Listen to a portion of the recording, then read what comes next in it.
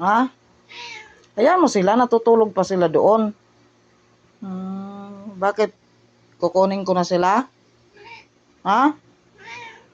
Ayan mo sila. Mag-relax ka muna. Sit down. Sit down. Oh, mag-relax ka muna. Ha? Mamaya na kunin ni mama, tulog pa yung mga bibis. Ano siya kasi gusto niyang kunin ko na ang mga bibi niya at ibigay sa kanya. Pinatulog ko lang naman, ginawa ko duyan yung inihigaan nila. Yan, kakain na siya. Tinapos na yung pagkain niya.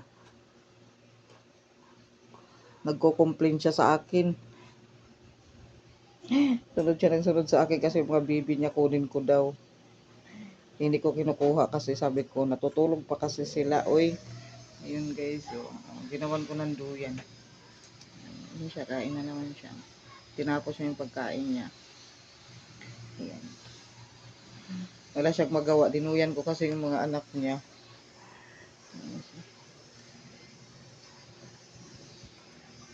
Kain na lang siya. Thank you for watching.